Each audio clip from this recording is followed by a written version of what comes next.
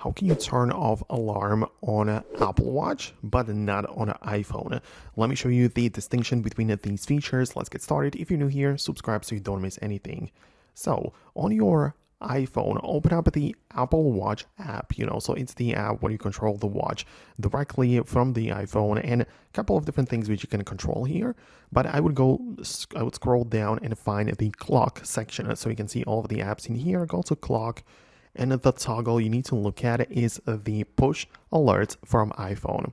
It just means that if you set up a timer or the alarm right on the iPhone, and if you have this toggle enabled, it means that the Apple Watch will go off as well, right? It will ring and produce the sound, whatever, and it's like connected.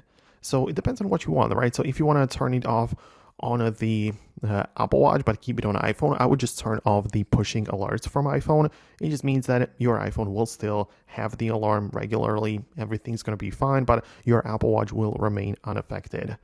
Obviously, you can still grab the Apple Watch and set up the alarm in it there only, which would just make it separate. So that is something which you have always available too. But I believe that this should help you out. Let me know in the comments below if that is what you are looking for. Hit the thumbs up if it worked, subscribe for tutorials and explanations like this, and I'll see you later.